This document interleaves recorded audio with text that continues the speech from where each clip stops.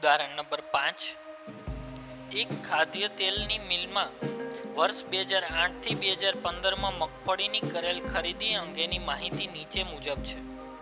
તે પરથી વર્ષ 2008ને આધાર વર્ષ તરીકે લઈ અચલ આધારે, પરંપરિત આધારે અને વર્ષ 2010 અને 11ની ખરીદીના સરેરાશ જથ્થાને આધારે વર્ષની ખરીદી તરીકે લઈ સૂચકાંક તૈયાર કરો. 3 રીત આ દાખલામાં પૂછાણી છે.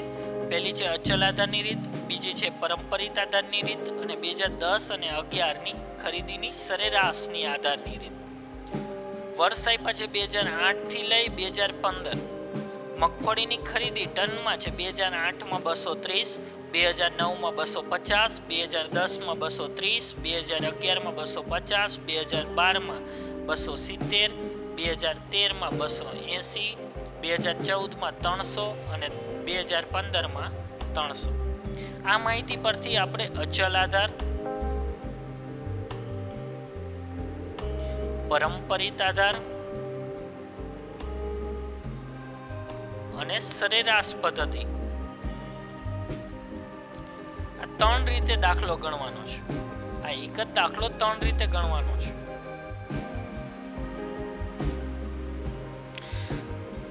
રકમ પરથી સૌથી પહેલા વર્ષનું કોલમ બનાવશું, વર્ષ 2008 થી લઈ 2015 સુધી. બાજુમાં જથ્થો મગફળીની ખરીદી ટનમાં જે આપણને આપેલ છે 230, 250, 230, 250, 270, 280, 300 અને 300. સૌથી પહેલી રીત અચલ આધારે. તો આપણને કીધેલું હતું કે વર્ષ 2008ના આધારે અચલ આધારે સૂચકાંક શોધો. તો એનું સૂત્ર થાય ચાલુ વર્ષની ચલ કિંમત છેદમાં આધાર વર્ષની ચલ કિંમત ગુણ્યા 100. તેને આપણે સંકેતમાં I બરાબર P1 ના છેદમાં P0 ગુણ્યા 100 તરીકે પણ દર્શાવી શકીએ. 2008માં 230 ભાવ છે. પોતે જ આધાર વર્ષ હોવાથી આધાર વર્ષનો સૂચકાંક 100 થશે. 2009માં 250 એટલે 250 ભાગ્યા 230 ગુણ્યા 100 એટલે 108.70 આવશે. 2010માં 230 છે, 230 ભાગ્યા 230 ગુણ્યા 100 એટલે 100. 2011માં 250, 250 ભાગ્યા 230, 2008નો ભાવ 230 છે એટલે 230 ગુણ્યા 100 એટલે 108.70. 2012 270 ભાગ્યા 230 ગુણ્યા 100 એટલે 117.39. 2013માં 280, 280 ભાગ્યા 230 ગુણ્યા 100 એટલે 121.74. 2014માં 300, 300 ભાગ્યા 230 ગુણ્યા 100 એટલે 130.43. 2015ની અંદર 300 છે, 300 ભાગ્યા 230 ગુણ્યા 100 એટલે 130.43. બંનેમાં 300 છે એટલે બંનેનો જવાબ સરખો આવ્યો છે. હવે પરંપરિત આધારની રીત. પરંપરિત આધારે સૂચકાંક તો ચાલુ વર્ષની ચલ કિંમત છેદમાં અગાઉના વર્ષની ચલ કિંમત ગુણ્યા 100. તો 2008નો ભાવ છે 230, એનો અગાઉના વર્ષ છે નહીં એટલે આધાર વર્ષનો સૂચકાંક 100 થાય એટલે આ રીતમાં પણ પહેલા 100 જ આવશે. 2009નો ભાવ છે 250 એટલે 250 અગાઉનું છે 230 ગુણ્યા 100 એટલે 108.70. 2010માં 230 છે ખરીદી, અગાઉની ખરીદી છે 250 એટલે 230 ભાગ્યા 250 ગુણ્યા 100 એટલે 92 આવશે. 2011ની અંદર 250 છે, અગાઉની ખરીદી છે 230 એટલે 250 ભાગ્યા 230 ગુણ્યા 100 એટલે 108.70 આવશે. 2012ની અંદર 270 આપેલા છે, 270 ભાગ્યા 250 ગુણ્યા 100 એટલે 108 આવશે. 2013ની અંદર 280 આપેલા છે, 280 ભાગ્યા 270 ગુણ્યા 100 એટલે 103.70 આવશે. 2014ની અંદર 300 આપેલા છે, 300 ભાગ્યા અગાઉના વર્ષના છે 280 એટલે 300 ભાગ્યા 280 ગુણ્યા 100 એટલે 107.14 આવશે. 2015માં છે 300, અગાઉના વર્ષના પણ 300 છે એટલે 300 ભાગ્યા 300 ગુણ્યા 100 એટલે જવાબ આવશે 100. આ રીત હતી પરંપરિત આધારની રીત. આ રીતને પણ આપણે સંકેતમાં I બરાબર P1 ના છેદમાં P0 ગુણ્યા 100 તરીકે દર્શાવી શકીએ. P1 એટલે ચાલુ વર્ષની ચલ કિંમત, P0 એટલે આધાર વર્ષની ચલ કિંમત. અચલ આધારમાં આધાર વર્ષ 2008 હતું, જ્યારે પરંપરિત આધારમાં આધાર વર્ષ અગાઉનું વર્ષ હોય. હવે વાત આવી 2010 અને 11ના વર્ષની સરેરાશ લઈ આધાર વર્ષની રીત. તો 2010 અને 11નો ભાવ 2010 માં 230, 2011 માં 250, એટલે 230 પ્લસ 250 ભાગ્યા 2 એટલે સરેરાશ આવશે 240. 240 ને આધાર તરીકે લઈ બાકીના વર્ષો માટે શોધવાનું છે. તો 2008 માં છે 230, એટલે 230 ભાગ્યા 240 ગુણ્યા 100 એટલે થશે 95.83. 2009 માં છે 250, 250 ભાગ્યા 240 ગુણ્યા 100 એટલે થશે 104.17. બધાની છેદમાં 240 જ આવશે. સરેરાશ આધાર વર્ષ છે એટલે 2010 ની અંદર 230, તો 230 ભાગ્યા 240 ગુણ્યા 100 એટલે 95.83. 2011 ની અંદર 250, તો 250 ભાગ્યા 240 ગુણ્યા 100 એટલે 104.17. 2012 ની અંદર 270 છે, તો 270 ભાગ્યા 240 ગુણ્યા 100 એટલે 112.5. 2013 ની અંદર 280 છે, 280 ભાગ્યા 240 ગુણ્યા 100 બરાબર 116.67. 2014 ની અંદર 300 આપ્યા છે, 300 ભાગ્યા 240 ગુણ્યા 100 એટલે 125. 2015 ની અંદર પણ 300 જ આપેલા છે, એટલે 300 ભાગ્યા 240 ગુણ્યા 100 એટલે 125. ત્રણેય રીત એક સાથે પૂછાય તો 5 માર્કની અંદર દાખલો પૂછાય, સહેલો ગણાય. અને જો કોઈ એક અથવા બે રીત પૂછાય તો 3 માર્કની અંદર દાખલો પૂછાઈ શકે. ઉદાહરણ નંબર 6 સમજીએ. એક ફ્લોર મિલમાં 3 ધાન્ય ઘઉં, બાજરી અને ચણાના લોટના વર્ષ 2011 થી 15 સુધીના વેચાણ અંગેની માહિતી નીચે મુજબ છે. આ માહિતી પરથી સાદી સરેરાશનો ઉપયોગ કરી અચલ આધારની રીતે આધાર વર્ષ 2011 લેતા અને પરંપરિત આધારની રીતે વેચાણનો સામાન્ય સૂચકાંક શોધો. સામાન્ય સૂચકાંક શોધવાનો થાય ત્યારે યાદ રાખવું કે એકથી વધારે વસ્તુ આપેલી હશે અને એ વસ્તુ દ્વારા સૂચકાંકનો જે સરવાળો આવે તેના ભાગ્યા કરવાનો હોય છે. આમાં 3 વસ્તુ આપેલી છે: ઘઉંનો લોટ, બાજરીનો લોટ અને ચણાનો લોટ. વર્ષ 2011 થી 2015 સુધીના વેચાણના આંકડા આપેલા છે. ઘઉંનો લોટ આપ્યો છે 40, 46, 50, 56, 64. તો ઘઉંનો લોટ જ્યારે અચલ આધારની રીતે આપણે ગણી ત્યારે એના માટે આધાર બનશે 40, એટલે બાકીના વર્ષોમાં આપણે ભાગ્યા 40 કરીશું. બાજરીનો લોટ છે 20, 30, 36, 42, 54. તો બાજરીના નોટ માટે 2011 નો ભાવ છે 20, એટલે બાકીના વર્ષો માટે આધાર બનશે 20. ચણાનો લોટ છે 50, 64, 80, 96 અને 112. તો ચણાનો લોટનો ભાવ 50 છે, બાકીના વર્ષો માટે આધાર બનશે. આની રીતે દાખલો ગણી. દાખલામાં સરળતા રહે એટલે રકમ મેં નીચે જ રાખેલી છે. સૌથી પહેલા કોષ્ટક બનાવવું સામાન્ય સૂચકાંક શોધવા માટે. વર્ષ અને વસ્તુઓની સંખ્યા. આપણને ઘઉંનો લોટ, બાજરીનો લોટ અને ચણાનો લોટ આપેલો છે, એટલે વસ્તુઓમાં આપણે ઘઉંનો લોટ, બાજરીનો લોટ, ચણાનો લોટ લખી લઈશું. ત્યારબાદ વર્ષ આપ્યા છે 2011 થી 2015. 2011, 12, 13, 14 અને 15. દરેક વસ્તુની અંદર 2 લાઈન છોડીશું. સૌથી પહેલી ગણતરી કરી ઘઉંના લોટની. અત્યાર સુધી સૂચકાંક આપણે ગણતા હતા તો ઊભો લગડતા હતા, હવે આડી બાજુ ગણવાનો છે. ઘઉંનો લોટ, તો ઘઉંનો લોટ 2011 માં આપ્યો 40, પોતે જ આધાર વર્ષ છે માટે 40 ભાગ્યા 40 ગુણ્યા 100 કરીએ એટલે 100 જ આવે. આધાર વર્ષનો સૂચકાંક હંમેશા 100 જ હોય. 2012 નો ભાવ છે 46, 2012 નો ભાવ છે 46, 46 ભાગ્યા આધાર વર્ષનો ભાવ છે 40, એટલે 46 ભાગ્યા 40 ગુણ્યા 100 એટલે 115. 2013 નો ભાવ છે 50, 50 ભાગ્યા 40 ગુણ્યા 100 એટલે 125. 2014 નો ભાવ છે 56, 56 ભાગ્યા 40 ગુણ્યા 100 એટલે 140. 2015 નો ભાવ છે 64, 64 ભાગ્યા 40 ગુણ્યા 100 એટલે 160. આ ઘઉંના લોટનો અચલ આધારની રીતે સૂચકાંક મળ્યો, જે સૂચકાંક આપણે બાજુમાં બતાવેલો છે. હવે બાજરીના લોટની વાત કરીએ તો બાજરીના લોટનો 2011 નો ભાવ છે 20, પોતે આધાર વર્ષ છે એટલે એનો સૂચકાંક થશે 100. ભૂલવાનું નહીં, આધાર વર્ષનો હંમેશા સૂચકાંક 100 જ હોય. 2012 માં 30 ભાગ્યા 20 ગુણ્યા 100 એટલે 150. 2013 માં 36 ભાગ્યા 20 ગુણ્યા 100 એટલે 180.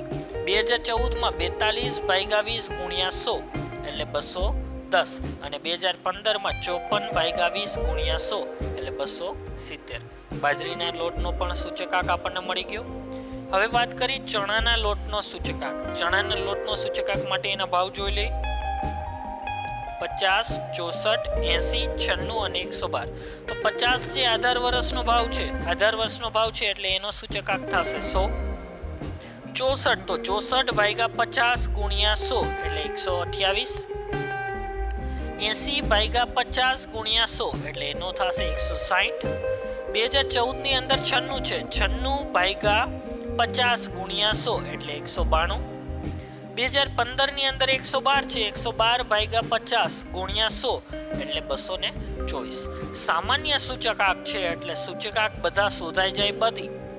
સરવાળો કરવાનો, સરવાળો કરી છે એટલે વસ્તુ આધારે સરવાળો કરવાનો. ઘઉંનો લોટ, બાજરીનો લોટ, ચણાનો લોટ, તો ઊભો સરવાળો કરી તો 11 માં સૂચકાંક 100 + 100 + 100 એટલે 300 સૂચકાંક આવ્યો સરવાળો. 2012 નો સરવાળો 115 + 150 + 128 એટલે 393. 2013 નો સૂચકાંકનો સરવાળો 125 + 180 + 160 એટલે 465. 2014 નો સરવાળો 140 + 210 + 192 એટલે 542. 2015 નો સૂચકાંક 160 + 270 + 224 એટલે 654. સરવાળો સૂચકાંકનો થઈ જાય એટલે એનો સામાન્ય સૂચકાંક શોધવાનો. સામાન્ય સૂચકાંકનું સૂત્ર થાય સૂચકાંકનો સરવાળો ભાગ્યા વસ્તુની સંખ્યા. એટલે વસ્તુની સંખ્યા આપણને આપી છે 3 એટલે ભાગ્યા 3 થશે. તો આનો સરવાળો છે 300. 300 ભાગ્યા 3 એટલે 100. 393 ભાગ્યા 3 એટલે 131. 465 ભાગ્યા 3 એટલે 155. 542 ભાગ્યા 3 એટલે 180.67. 654 ભાગ્યા 3 એટલે 218. આ આપણે અચલના આધારની રીતે સામાન્ય સૂચકાંક શોધ્યો. ની અંદર જ આપણને બીજી રીત કીધી છે પરંપરિત આધારની રીતે વેચાણના સામાન્ય સૂચકાંકની ગણતરી કરો.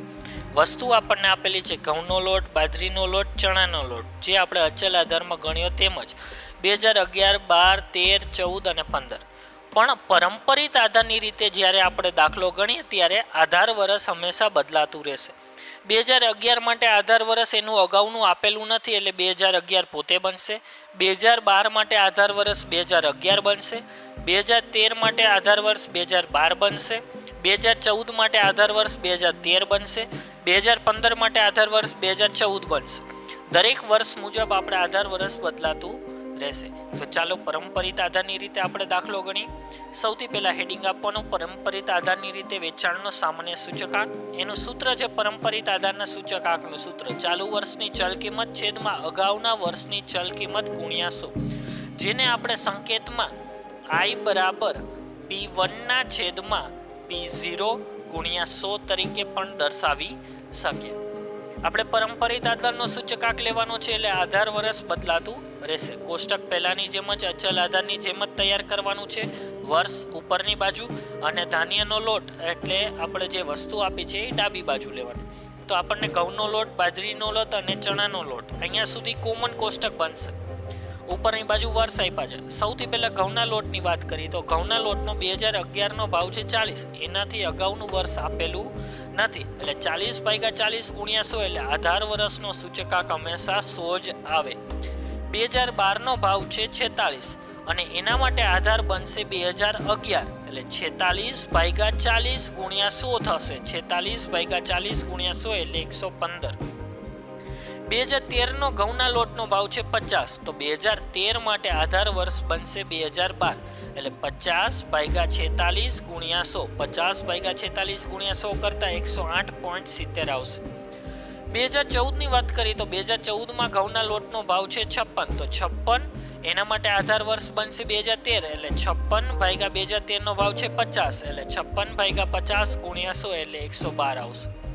2015 ની વાત કરીએ તો 2015 ની અંદર ભાવ છે 64 તો 64 ભાગ્યા 2014 નો ભાવ છે 56 તો એના માટે આધાર વર્ષ બનશે 2014 એટલે 64 ભાગ્યા 56 ગુણ્યા 100 એટલે 114.29 જવાબ આવશે. આ આપણને ઘઉંના લોટનો સૂચકાંક મળી ગયો. હવે વાત કરી બાજરીના લોટની વાત તો બાજરીનો લોટનો ભાવનો સૂચકાંક શોધીએ તો 2011 નો ભાવ છે 20 તો એનાથી અગાઉનું વર્ષ આપણને આપેલું નથી માટે સૂચકાંક 100 જ આવશે. 2012 નો ભાવ છે 30 અગાઉના વર્ષનો ભાવ છે 20 એટલે 30 ભાગ્યા 20 ગુણ્યા 100 એટલે 150 થશે. 2013 નો ભાવ છે 36 અગાઉના વર્ષનો ભાવ છે 30 એટલે 36/30 ગુણ્યા 100 એટલે 120 થશે. 2014 નો ભાવ છે 42, અગાઉના વર્ષનો ભાવ છે 36, 42/36 ગુણ્યા 100 એટલે 116.67 થશે. 2015 નો ભાવ છે 54, અગાઉના વર્ષનો ભાવ છે 42, એટલે 2015 માં 54/42 ગુણ્યા 100 એટલે 128.57 થશે. આપણને મળ્યો બાજરીના લોટનો સૂચકાંક. હવે આપણે ચણાના લોટનો સૂચકાંક શોધી. ચણાના લોટનો 2011 નો ભાવ છે 50, એનાથી અગાઉનું વર્ષ આપેલું નથી એટલે પોતે જ આધાર વર્ષ બનશે. એટલે 50/50 ગુણ્યા 100 કરવો એટલે તમારો જવાબ આવે 100 જ. આધાર વર્ષનો હંમેશા સૂચકાંક 100 જ હોય છે. 2012 ની અંદર ચણાના લોટનો ભાવ છે 64, એનો આધાર બનશે 2011, એનો ભાવ છે 50, એટલે 64/50 ગુણ્યા 100 એટલે 128 જવાબ આવશે. ચણાના લોટનો 2013 નો ભાવ છે 80, એના આધાર બનશે 2012, એટલે 80/64 થશે. 80/64 ગુણ્યા 100 એટલે 125 જવાબ આવશે.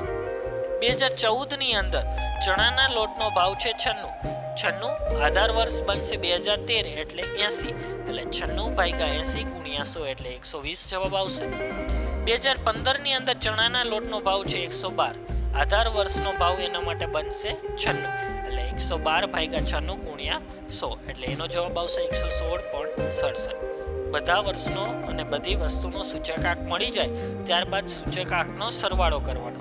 તો 2011 ની અંદર ત્રણેય વસ્તુનો સૂચકાંકનો સરવાળો થાય છે 300, 2012 ની અંદર ત્રણેય વસ્તુનો સૂચકાંકનો સરવાળો થાય છે 393, 2013 ની અંદર સૂચકાંકનો સરવાળો થાય છે 353.7, 2014 ની અંદર સૂચકાંકનો સરવાળો થાય છે 348.67, 2015 ની અંદર સૂચકાંકનો સરવાળો થાય છે 359.53. હવે આપણે સામાન્ય સૂચકાંક શોધી. સામાન્ય સૂચકાંકનું સૂત્ર એ જ થશે, સૂચકાંક બરાબર સરવાળો, એટલે સૂચકાંકનો સરવાળો ભાગ્યા વસ્તુની સંખ્યા. આમાં વસ્તુની સંખ્યા 3 છે એટલે ભાગ્યા 3 થશે, એટલે 300/3 એટલે આવશે જવાબ 100. સામાન્ય સૂચકાંક 2011 નો 393/3 એટલે જવાબ આવશે 31. 2012 નો સૂચકાંક થશે સામાન્ય 131. 353.7/3 એટલે 117.90. 2013 નો સામાન્ય સૂચકાંક થશે 117.90. 2014 નો સામાન્ય સૂચકાંક 348.67/3 એટલે 116.22 થશે. 2015 ની અંદર 359.53/3 એટલે 119.84 સામાન્ય સૂચકાંક થશે.